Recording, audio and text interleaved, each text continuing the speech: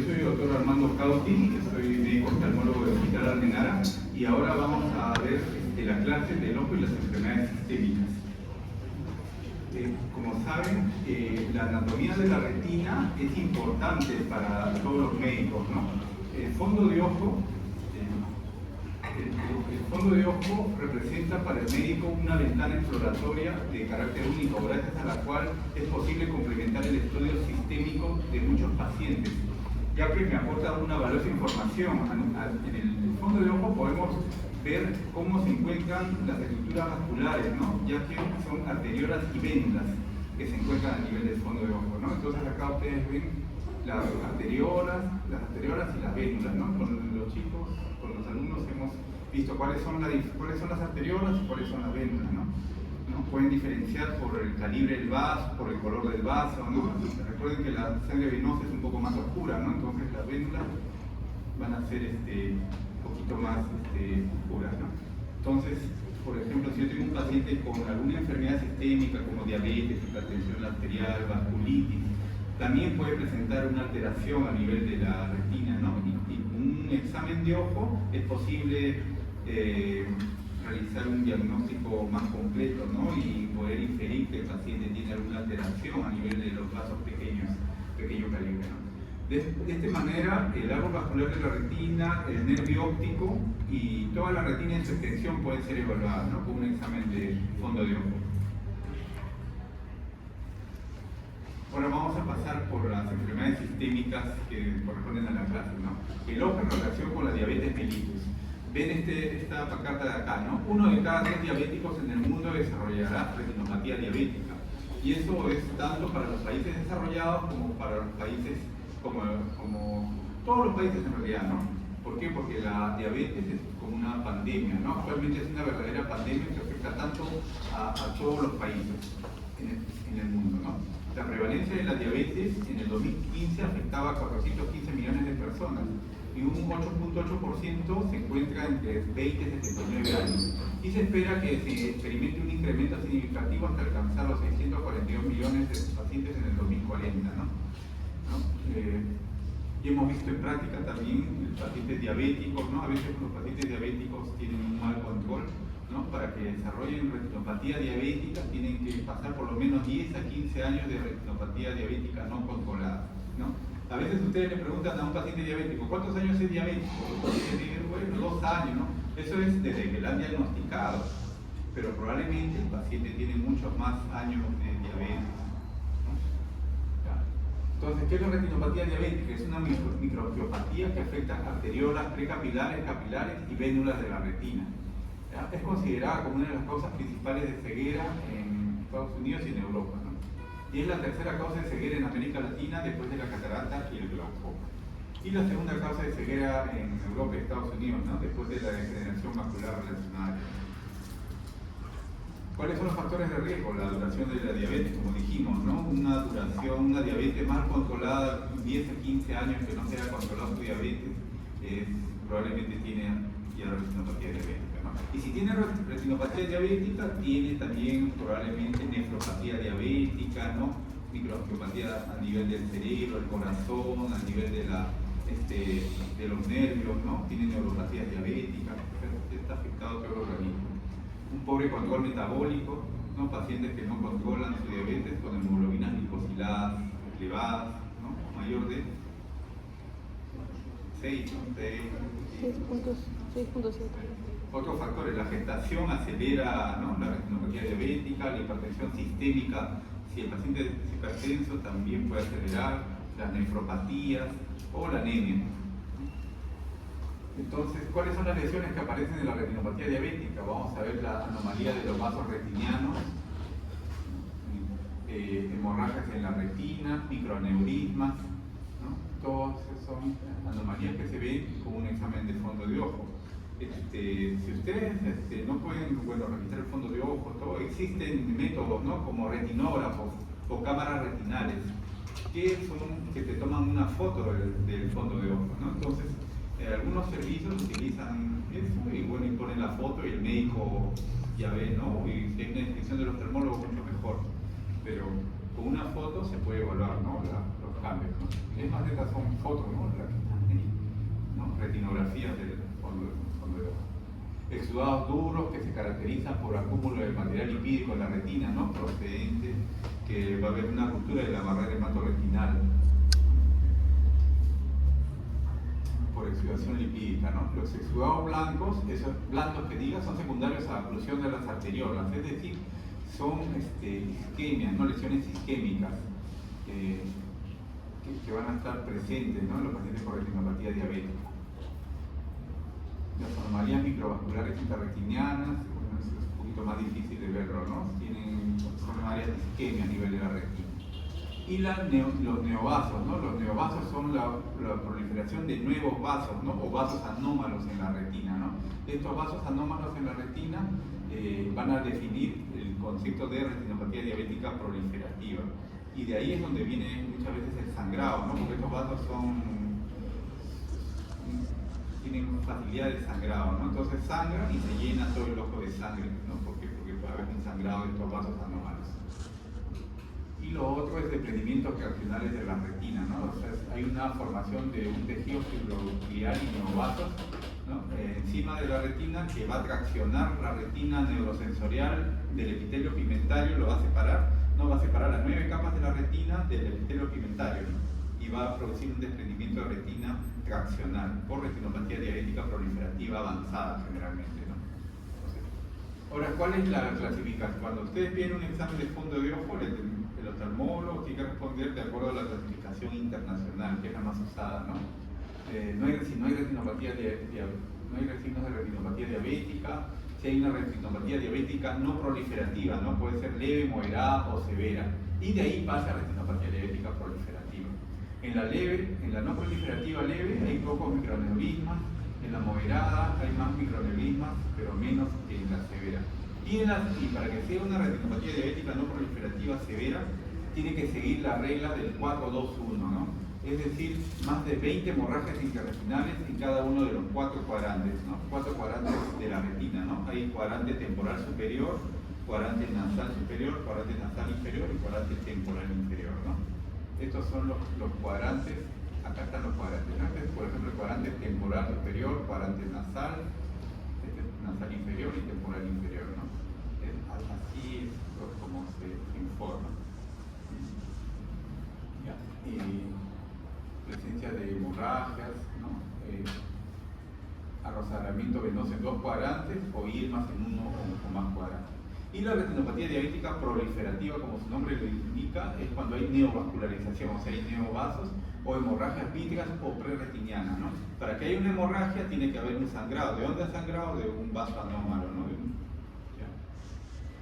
Entonces acá tenemos los tipos: una retinopatía diabética no proliferativa leve, moderada y severa, ¿no? Acá está como acá ven la leve, un poquito microneurismas. En la moderada hay un poco más de hemorragias, microneurismas, ¿no? Pero no como la severa o grave, ¿no? Donde ya encontramos más microhemorragias o microneurismas en los 4 cuadrantes, ¿no? Acá, temporal superior, nasal inferior, temporal inferior. Y en la proliferativa, cuando ya hay proliferación, acá ven que hay proliferación de tejido, neovascularización, hay zonas de desprendimiento de retina traccional. Y en la retinopatía diabética no proliferativa severa, ¿no? Bueno, ya se sigue la regla 4-2-1, ya la vimos. La conducta acá es, se tiene que hacer una fotocoagulación láser. Y en la proliferativa, acá ven los neovasos, ¿no? Neovasos a nivel de la cabeza del nervio óptico o en la retina, en cualquier sitio de la retina, y sangrados o hemorragias prerretinales, ¿no? Pre porque están antes de la retina, ¿no? Prerretinal. Y también en estos casos ya se tiene que fotocoagular con láser, ¿no? O usar medicamentos antiangiogénicos. Y también otra causa de ceguera o disminución de la visión en retinopatía diabética es el edema macular clínicamente significativo, que puede estar presente en cualquier etapa de la retinopatía diabética. Vamos a ver cuál es el tratamiento más adelante. Acá quiero ver, este es un caso, ¿no? Propio, que ven un paciente con retinopatía diabética. que es proliferativa. ¿Por qué es proliferativa? Porque acá hay zonas de proliferación fibrovascular, hay hemorragias en los 4 cuadrantes, ¿no? Algunos neovasos por acá en la papila, ¿no? Este es como un mosaico, o sea, las máquinas toman varias fotos y después se la unen por software, ¿no? Y te hace una reconstrucción de la retina. Puedes verla así, ¿no? Y acá se ha hecho un examen de angiofluoresceinografía. ¿Cómo es eso? Al paciente se le inyecta la fluoresceína, una ampolla de fluoresceína, ¿no? 5 mililitros por la vena, y me va a viajar a través de las arterias, ¿no? Y va a teñir, va a hacer fluorescencia con las cámaras retinales, ¿no? Y me va a poder demostrar la presencia de más cosas, ¿no? Imagínate, es el mismo ojo, pero acá se ven más proliferaciones, ¿no? Zonas de isquemia, microaneurismas, ¿no? Zonas más neovascularizaciones. ¿Se dan cuenta? Acá se ve mucho mejor, ¿no? Y esto me sirve para definir mejor, ¿no? El tratamiento, ¿no? Y al ver las áreas de isquemia. El tratamiento es control de la glicemia, la presión arterial. Actualmente sigue vigente la panfotocoagulación en retinopatía diabética no proliferativa severa y en retinopatía diabética proliferativa. Y ante la presencia de edema macular diabético, el tratamiento de elección son las inyecciones intravítreas de fármacos antifactor de crecimiento endotelial vascular, ¿no? Que es el MICI. Claro, porque para que crezcan estos neovasos hay aumento de factor de crecimiento endotelial vascular, ¿no? O sea, ¿qué pasa? Cuando hay una isquemia en la retina, o sea, no llega sangre porque se han ocluido las arteriolas y venas, ¿no? Por la retinopatía diabética, el tejido retinal se queda sin aporte sanguíneo, ¿no? Entonces genera la producción de factores de crecimiento endotelial vascular, uno de los tantos, ¿no? Y eso genera el crecimiento de neovasos. Entonces, estos medicamentos actuales disminuyen, son anticuerpos monoclonales contra esos factores de crecimiento endovascular, ¿no? Es una terapia biológica. Y en los que son resistentes se puede colocar corticoides intravítreos, ¿no? O sea, también, porque también tiene un efecto neurogénico. El tratamiento es la fotocoagulación láser, como dijimos, en retinopatía diabética no proliferativa severa y en proliferativa. ¿Cómo es el láser? El láser es el ojo, ¿no? El ojo, acá está la retina, a través de, puede ser de unas lupas, ¿no? O también con termoscopios indirectos, se colocan puntos de láser, tantos en la arcada temporal superior, temporal inferior, las arcadas nasales, ¿no? Respetando el área macular. ¿Se dan cuenta? ¿Por qué no voy a poner láser acá? Porque esta es la zona de la visión fina, ¿no? Imagínate que le pongan láser en la fobia, ¿no? El paciente ya no ve, ¿no? ¿No han visto, no sé si oían esos accidentes por punteros láser, ¿no? Que te caían justo, te puede caer, si te cae la fobia, ¿no? O un rayo láser que hay por ahí, ¿no? Cae en la fobia, te puede hacer algún daño, depende de la intensidad del láser, ¿no? Entonces por eso cuando se fotocoagula se respeta el área macular. Bueno, acá está, este es el caso de acá también, ¿no? Donde se ha puesto las huellas de láser y se respeta el área macular. Y con el tiempo ya se forman estas cicatrices, ¿no? Cicatrices. ¿Se dan cuenta? Para tratar. ¿Qué pasa? El láser como que destruye las zonas isquémicas, ¿no? Entonces el aporte de oxígeno que requiere la retina en esa área ya no va a ser necesaria, ¿no? Entonces puede distribuir mejor su aporte de nutrientes, de oxígeno y todo para las áreas sanas, ¿no? Entonces esa área ya como que ya no se sirve por el láser, bueno, y evita que produzca más factores de crecimiento endotelial, ¿no? Que aumente la retinopatía diabética proliferativa, ¿se dan cuenta? Entonces el láser tiene un efecto benéfico, ¿no? Y lo otro es el tratamiento del edema a través de inyecciones intravítreas o esterilectomía, ¿no? Este es un edema macular. Justo, esta es la retina normal. No sé si han visto en sus prácticas las tomografías, el OCT, ¿no? Entonces ven la zona de la fobia, ¿no? La depresión foveal característica, ¿no? Pero cuando hay un edema se hincha la fobia, ¿no? Se llena de quistes, el paciente ya no ve, ¿no? Porque ustedes saben que la fobia es la zona de la visión fina, ¿no? La que me da el 20/20, la visión de colores. Entonces imagínate que tengas un edema en la fobia, ¿no? Te baja la visión, ¿ya? ¿Y cómo se trata eso? A través de la colocación de inyecciones intravítreas de medicamentos antiangiogénicos, ¿no? Entonces estos son, a través de las inyecciones podemos colocar estos nuevos medicamentos antiangiogénicos, ¿no? Que son anticuerpos monoclonales dirigidos principalmente contra el factor de crecimiento endotelial vascular, ¿no? ¿Por qué se pone una inyección directa? ¿Por qué? Porque el ojo tiene un mecanismo especial, ¿no? Como el cerebro, ¿no? Entonces los fármacos sistémicos no ingresan dentro del ojo fácilmente, ¿no? Es igual que ustedes quieren tratar, por ejemplo, una infección en el cerebro, ¿no? ¿No han visto que le dan tratamiento un año? Una tuberculosis cerebral, ¿no? ¿Por qué? ¿Por qué? Porque la barrera hematoencefálica, o sea, no permite el paso tan fácil de medicamentos dentro del tejido, ¿no? Del parénquima cerebral. Igual en el ojo, ¿no? Para que un medicamento que yo le doy por vía oral o endovenosa llegue dentro del ojo, es difícil, ¿no? Más me va a producir más toxicidad a nivel sistémico pero bueno, que a nivel ¿no? De lo que va a llegar dentro del ojo. Por eso se inyecta directamente a través de la parte plana. Acá hay una zona que es de 3.5 milímetros del limbo, donde no hay retina, ¿no? Entonces, como no hay retina por ahí en esa zona, puedes inyectar, puedes poner una aguja calibre 30. Inyectas el medicamento dentro del ojo. ¿Se dan cuenta?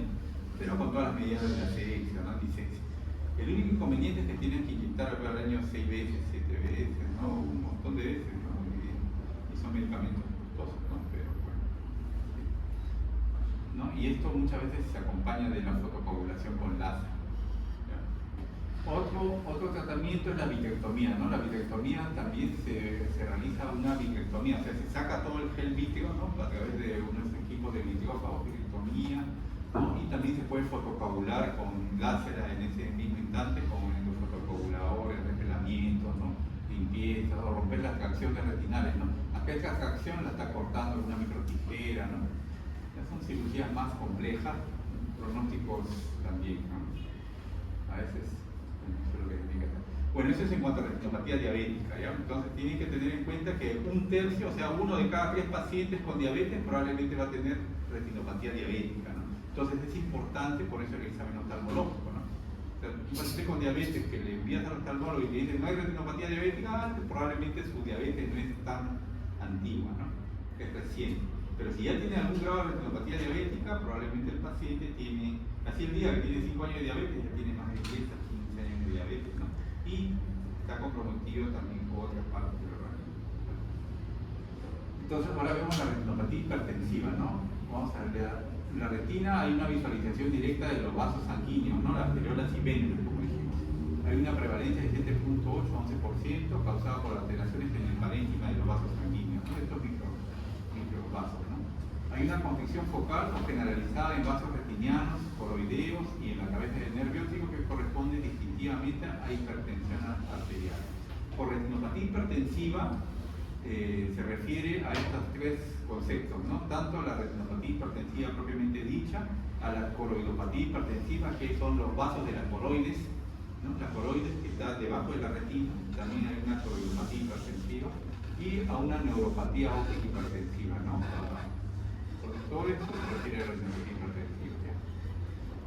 Entonces, aspectos condicionantes de la retinopatía hipertensiva, la gravedad de la hipertensión arterial, ¿no? La duración, la rapidez de instauración, una hipertensión maligna, o el estado previo del árbol vascular retiniano, ¿no? Y la edad del paciente.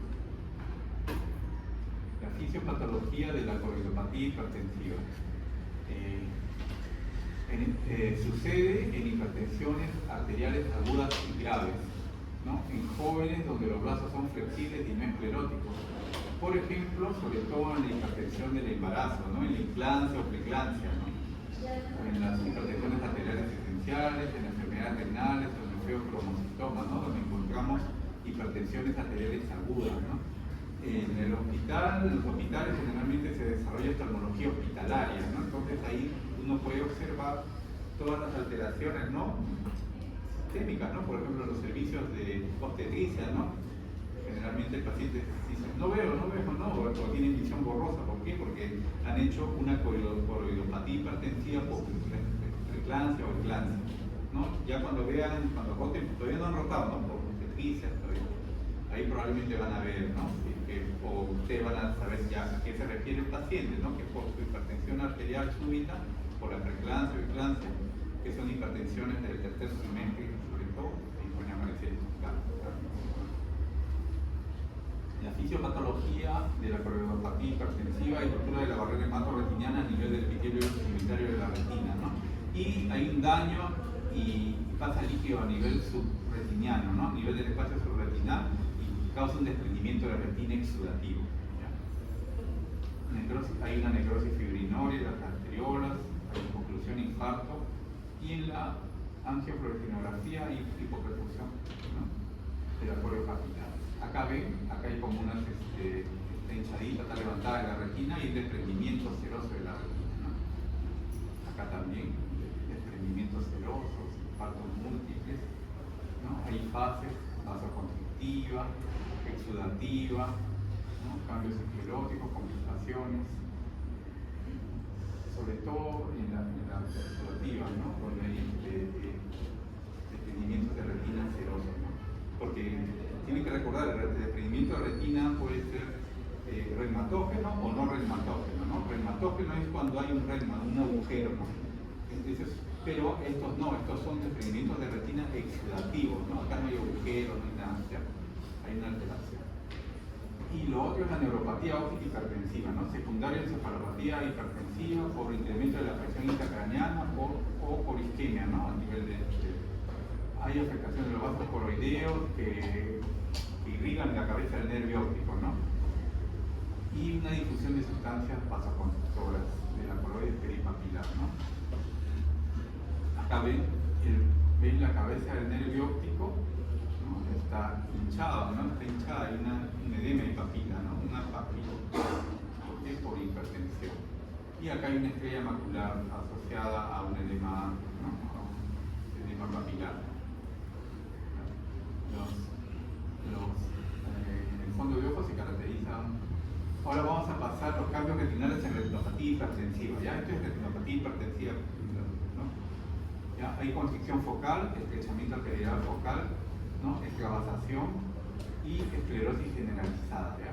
Extravasación por aumento de la permeabilidad vascular anormal, ¿no? Hemorragias en llama, edema en retina, exudados duros, edema en la cabeza del nervio óptico, ¿no? En las fases marinas de la regresión anterior, ¿no? Entonces, los cambios retinales que sufren en la retinopatía hipertensiva van a tener una constricción arteriolar focal a lo largo de la retina, o sea, las arteriolas, una constricción, ¿no? Ahí la presencia de exudados duros, hemorragias en llamas, manchas algodonosas, que son los exudados blandos, que son por isquemia a nivel de las capas superficiales de la retina.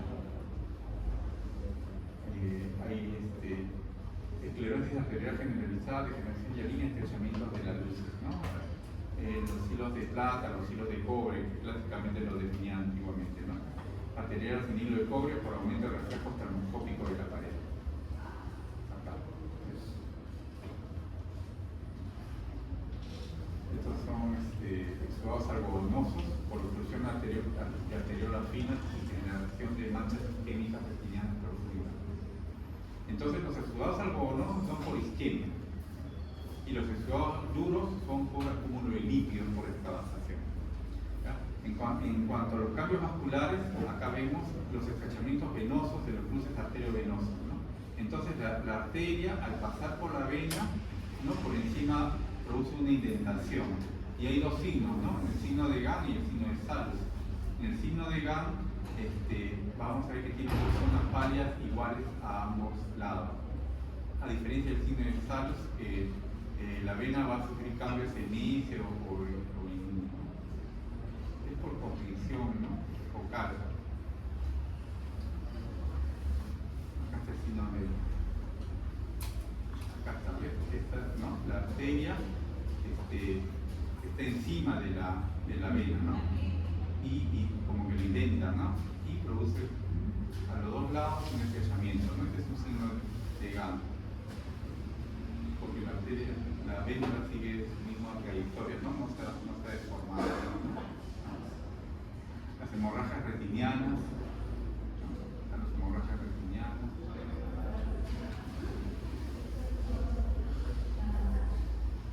Sudados duros por acúmulo de lípidos, edema macular y retinal, ¿no? Acá hay un edema en la cabeza del nervio óptico, se ha borrado los márgenes del disco óptico.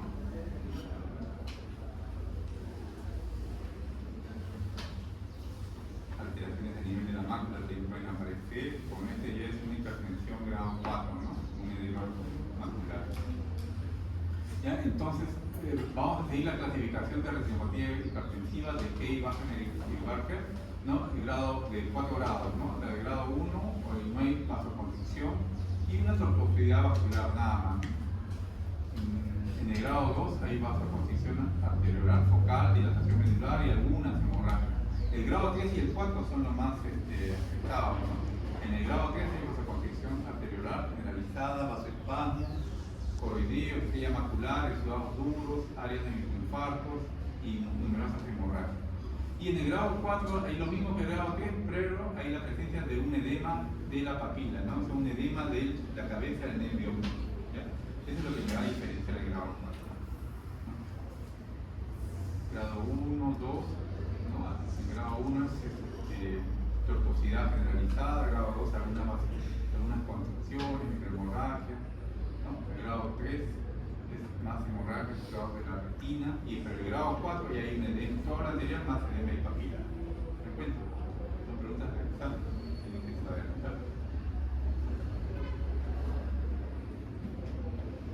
El tratamiento no es específico, ¿no? Medidas higiénicas generales, terapia farmacológica para controlar la presión arterial, ¿no? Con un buen control de la presión arterial se obtiene reversibilidad de las lesiones. La coronariopatía hipertensiva por proliferancia, ¿qué hace? Bueno, el paciente, la gestante, ¿no? Por cesárea generalmente da luz, ¿no? Y hace relieve, sobre la presión arterial vuelve a ser. Ahora vamos a pasar a las alteraciones de la patología de tiroides, ¿no? La oftalmopatía tiroidea. Puede variar mucho según su presentación clínica, ¿no? Desde unas leves molestias oculares hasta la ceguera causada, o sea, por una úlcera corneal por exposición o por una neuropatía óptica compresiva. ¿Qué pasa? En la oftalmopatía tiroidea o tiroidea, ¿no? Va a haber un exoftalmos. Entonces, como ven, la córnea va a estar expuesta al medio ambiente, ¿no? Porque el párpado no va a poder ocluir completamente, ¿no? El globo ocular se va a secar, puede sufrir daños y se puede hacer una úlcera y se puede hacer un huequito, ¿no? Se puede perforar. O también los músculos extraoculares crecen tanto, ¿no? Dentro de la órbita que producen un exoftalmo, pero a la vez comprimen el nervio óptico, ¿no? Comprimen el nervio óptico a nivel del ápex orbitario. Ustedes han visto la órbita, ¿no? Entonces el nervio óptico pasa por el ápex, pero a veces los músculos crecen tanto en la oftalmopatía tiroidea, se gruesan tanto que presionan, ¿no? El nervio óptico y puede producir la ceguera. Puede llevar a la ceguera, ¿no? Entonces, pues, lo más común es la retracción palpebral, edema palpebral periorbital, entoposis, edema malar, hipertrofia de la grasa orbitaria, ¿no? Y la retracción palpebral es sin duda alguna el signo más frecuente y característico de los pacientes con oftalmopatía de Graves, ¿no? Hasta el punto de cuestionar el diagnóstico si es que no estuviera, ¿no? Entonces acá ustedes ven, hay una retracción palpebral superior derecha. Acá hay una retracción palpebral superior izquierda, ¿no? Está retraído el párpado, ¿se dan cuenta? ¿No? Porque el párpado normalmente cubre el borde, ¿no? Cubre un poquito del reborde de la córnea superior, ¿no? Pero cuando ya acá está, se dan cuenta que se ve la esclera, ¿no? Y se ve el reborde, ¿no? Es una retracción palpebral.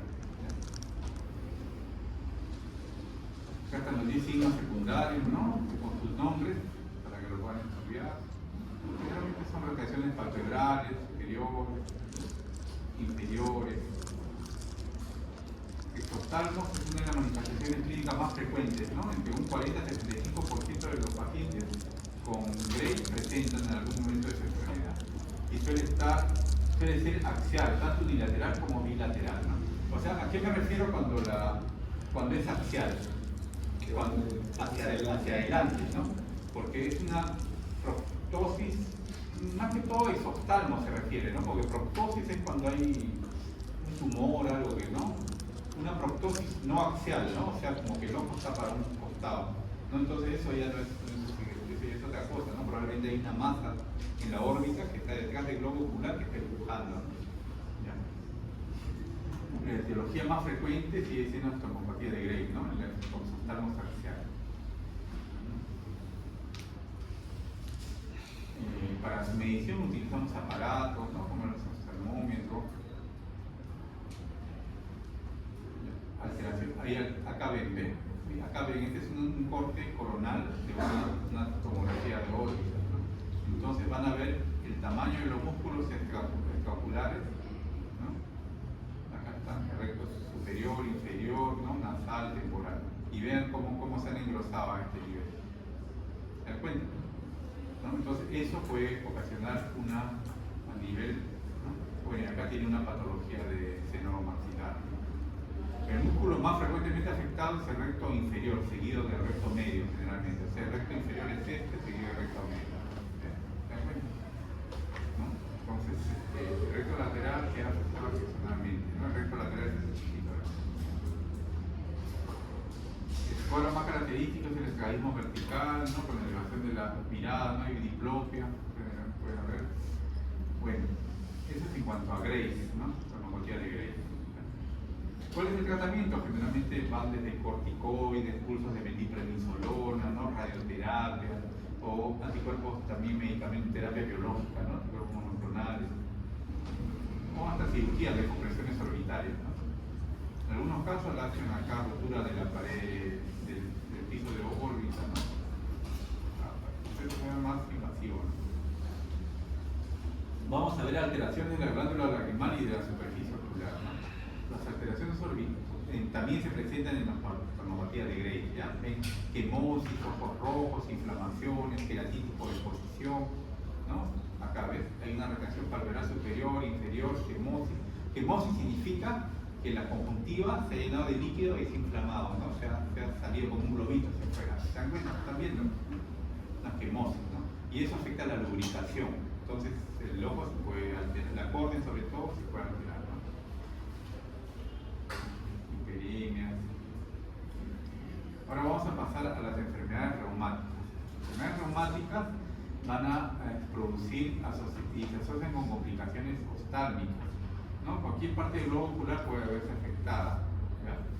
Porque el ojo es parte del organismo, ¿no? Entonces cualquier enfermedad sistémica también te puede ocasionar alteraciones a nivel del ojo. Y en las reumatológicas es bien frecuente, ¿no? ¿Se han llevado reumatología? Sí.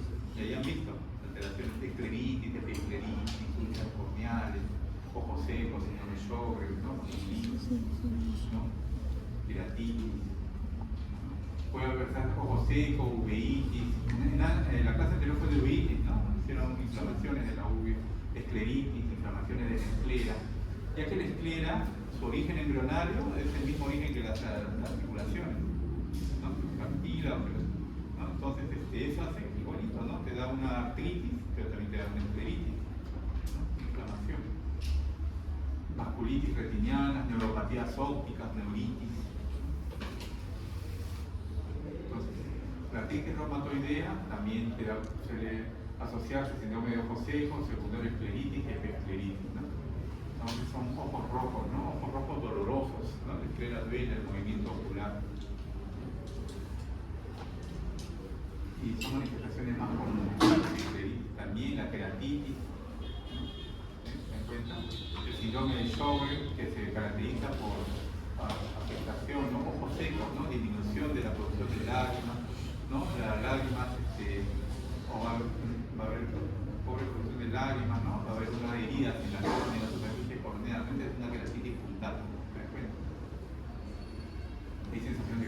mecánica, ¿no?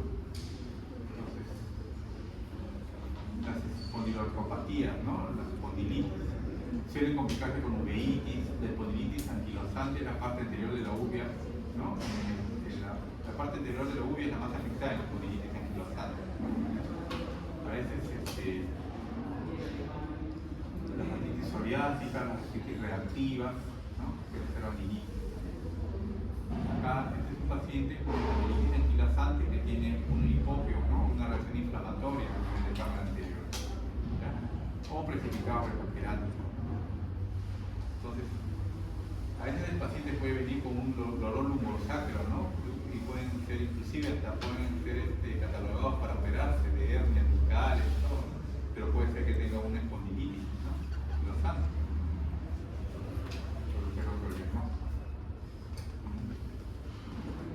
Las sinergias posteriores, ¿no? Como hay una inflamación del iris, se pega el borde pupilar, se pega a la superficie anterior del cristalino y se forman sinergias posteriores, ¿ya? Entonces acá la han dilatado con vitaminas, fenilefrina, y por eso quedaba así, ¿no? Por eso cuando un paciente tiene uveitis se le trata con antiinflamatorios, corticoides generalmente y dilatadores, ¿no? Para que no se formen estas sinergias.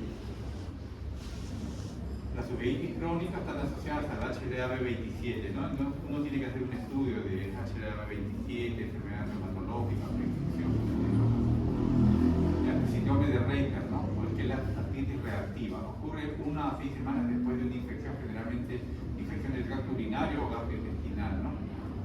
Asociado a clamidia, trachomatis, yersinia, salmonella, xylella, ¿no? Después de la aparición de los síntomas de la infección urinaria o gastrointestinal pueden aparecer molestias oculares o articulares, ¿no? Pueden aparecer dolores en las articulaciones, tanto en manos, rodillas, y la conjuntivitis y uveitis es menos común. La conjuntivitis es inducida con especial frecuencia por la clamidia, ¿no? Y ocurre en los primeros 10 años. Es el famoso síndrome de Raynaud. En el lupus vamos a ver que también hay una patología del segmento posterior más común. Acá ven, hay una vasculitis en la retina, ¿ven? ¿Y por qué está oscuro? Esta es una angiofluorescinografía, ¿no? Que, como dije, le habían inyectado la sustancia de contraste en la retina. ¿Y por qué acá no se pintó? ¿Por qué? Porque acá hay una oclusión, ¿no? De los vasos a nivel de la coroides de la retina, ¿no? No hay perfusión. Esta es un área de isquemia retinal, ¿ya?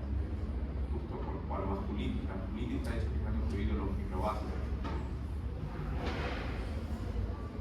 También hay toxicidades por medicamentos, por cloroquina y hidroxicloroquina, ¿no? La cloroquina fue utilizada principalmente como un antipalúdico, pero actualmente ya no se utiliza tanto, se utiliza más la hidroxicloroquina.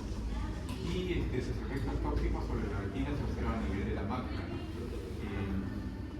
Generalmente los factores de riesgo para toxicidad retinal por hidroxicloroquina son la duración del tratamiento mayor de 5 años, una dosis mayor de 0.5 miligramos por kilo de peso, o pacientes mayores de 60 años.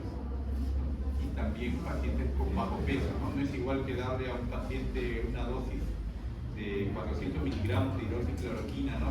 Un paciente que pesa 50 kilos que una paciente que pesa 65 kilos. Eso tiene que tenerlo muy en cuenta, ¿no? ¿Vale clase acá? ¿No?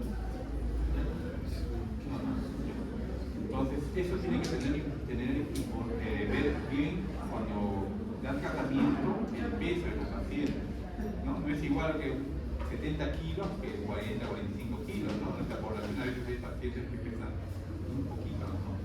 Entonces, hay que ver todo eso. La fisiopatología, ¿por qué se produce la maculopatía, no? Porque este medicamento destruye los conos y bastones a nivel de la mácula, ¿ya? También puede haber una queratopatía, ¿no? Y hay, generalmente afecta la visión central, ¿no? En la mácula. Pero generalmente cuando ya pasa más de 5 años de tratamiento, ¿no? No sé si han visto pacientes de reumatología que les recetan platinol o hidroxicloroquina, ¿no? ¿Cuánto le recetan? 400 miligramos por día generalmente, ¿no? Pero si es una paciente con bajo peso, porque ya la dosis puede generarle más toxicidad a esa paciente que a una paciente de mayor peso. Y la toxicidad se acumula, ¿no? A nivel de conocimiento, a nivel de la mácula. clásico signo de ojo de buey. La miastenia es una enfermedad autoinmunitaria también mediada por los autoanticuerpos que intervienen en la lesión y destrucción de los receptores de acetilcolina, ¿no? Del músculo estriado. Y hay una alteración de la conducción neuromuscular. Es 2 veces más frecuente en mujeres que en hombres, ¿no? Y puede ser ocular, hay miastenia ocular, vulvar, local craneal o generalizada, ¿no? Y acá está la clasificación de la miastenia.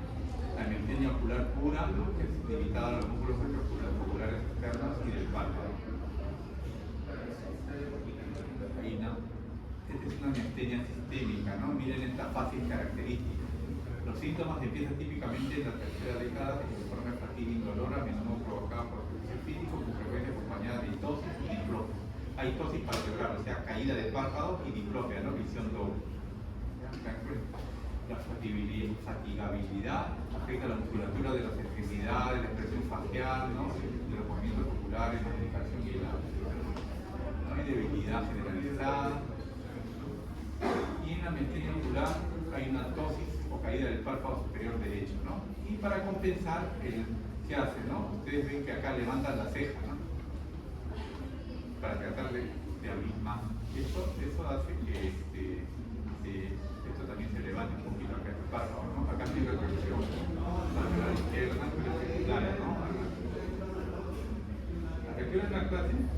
Todavía falta, ¿no? Ahí la prueba de la bolsa de hielo consiste en comprobar si hay mejoría al colocar una bolsa de hielo sobre el párpado, ¿no? Miren, el paciente con miastenia le colocaron una bolsa de hielo sobre el párpado y durante 2 minutos el frío inhibe la degradación de la acetilcolina por la acetilcolinasterasa, ¿no? Y después de 2 minutos el paciente levanta el párpado. Tiene una sensibilidad aproximadamente del 75%, pero es muy específica y para el miastenia grave. El análisis de anticuerpos que se hace en estos casos, o la prueba de ergofonio, ¿no? Que es el tensio, ¿no? Este paciente con miastenia, tosis palpebral bilateral, ¿no? También visión doble. Cuando el paciente mira hacia arriba, ven que este ojo no se va hacia arriba, ¿no? Y el párpado sigue caído. Entonces, gran inyección, hay una gran mejoría bilateral de la tosis y una ligera mejoría de la elevación izquierda, ¿no? De la elevación del globo, pero no derecho. El derecho no digo. No, pero la tosis se mejoró. El tratamiento generalmente sigue un flujograma, ¿no? Con piritomina, corticol, aspirina, moduladores, y después a los refractarios con rituximab, que es un anticuerpo monoclonal, ¿no? Otra enfermedad infrecuente, ¿no? Pero en neurología es la enfermedad de Wilson, es un trastorno hereditario autosómico recesivo poco frecuente, ¿no? Se caracteriza por una expresión biliar deficiente de cobre, que provoca una acumulación en los tejidos, principalmente en el hígado, ¿no? El sistema nervioso central tiene características de una hepatopatía crónica, un trastorno neurológico y la enfermedad psiquiátrica de inicio de edad temprana. Lo clásico en el ojo que mandan de la fisiología para ver si hay el anillo de Kaiser Frecha. No es patognomónico, pero es un característico, ¿no? De la enfermedad de Wilson. ¿Ya? Se manifiesta también como una patología tanto por la actividad primaria o rectal. Entonces, en un paciente con cirrosis, un paciente joven que te viene con cirrosis o con cirrosis o con alteración de la con cirrosis o con alteración del sistema nervioso, ¿no? Probablemente puede tener una enfermedad de Wilson. Entonces, estos pacientes lo mandan para oftalmología para ver si tienen anillo de Kaiser-Fresh, ¿no? Que está característico depósito de cobre sobre la membrana de décime de la córnea, ¿no? Así se ve. Yo lo he visto 2 veces, ¿no? Por ahí, ¿no? No es muy frecuente, pero hay que sospecharlo, ¿no? ¿Ya? Si no, Steven Johnson se han visto, ¿no? Ya, asociados a la necrosis y la forma más grave, la necrosis epidérmica tóxica, son emergencias dermatológicas de piel y mucosa, ¿no? Entonces se va a afectar la córnea y la conjuntiva fosas, ¿no? Que se pueden perforar. ¿Ya? En los trastornos se caracterizan un sistema macular, lesiones apoyosas, desprendimiento epidérmico, ¿no? Y hay afectación de la superficie ocular, ¿no? Es complicaciones agudas y complicaciones severas. En lo agudo, ¿no? Puede haber ojos rojos, inyección conjuntival, perforación corneal, ¿no? Y en las crónicas ya las complicaciones crónicas, la córnea se opaca, ¿no? La conjuntiva invade toda la superficie de la córnea se opaca, el paciente pierde la visión, ¿no? Porque se ha opacado la córnea. ¿No? Es muy complicado estar en este caso, ¿no? Así la aplante corneal lo rechaza, ¿no? El ojo está congelado, a veces no lo puede mover, ¿no? Porque hay adherencias entre la conjuntiva del párpado con el globo ocular, ¿no? Y en esto a veces se utiliza queratoprótesis, ¿no? O sea, trasplantes corneales, trasplantes de córnea en el botón corneal se le coloca un lente, ¿no? Un lente al botón de la córnea para que el paciente pueda ver a través de ese lentecito que crea, ¿no? Un poquito y pueda desenvolverse. Síndrome de Horner se caracteriza por ptosis palpebral, miosis y anidrosis, ¿no? Ptosis palpebral, miosis pupilar y anidrosis. Se debe a una interrupción de la vía oculosimpática, ¿no? Y puede ser por tumores, lesiones traumáticas, iatrogénicas o vasculares. Y representa en ocasiones una urgencia médica. Para su diagnóstico se usan test como de clorina, como de cocaína, hidroxantilamina, valproinidina y pruebas de neuroimagen para ver, ¿no? La clínica es te viene paciente con tosis, caída del párpado por debilidad del músculo de Müller, miosis, ¿no? Por la acción sin oposición del conductor del sistema pupilar. O sea, hay una miosis. Su duración es lateral, entonces en ocasiones no se dan todos los signos de esta triada. Entonces ustedes acá ven la vía oculosimpática, la vía simpática, ¿no? La primera neurona sale del hipotálamo hasta el centro cilioespinal, está a nivel T8, T1, T2. De ahí pasa la segunda neurona, que va hasta el ganglio cervical superior. Y de ahí a la tercera neurona, ¿no? Que va al párpado superior, tierras terminales del párpado y la pupila. Entonces, cualquier lesión en todos estos trayectos te puede ocasionar un síndrome de Horner. Entonces, por ejemplo, acá es paciente con síndrome de Horner, tosis unilateral con miosis, ¿han visto? ¿No? La pupila está más chiquita y hay una caída del párpado. Pero este paciente tenía un tumor en la glándula tiroides, ¿no? Prolongación de los heráceos. ¿Ya acabamos? No. Bueno, los trastornos hematológicos, los más frecuentes son las hemorragias múltiples, ¿no? Ya. Nada más, justo.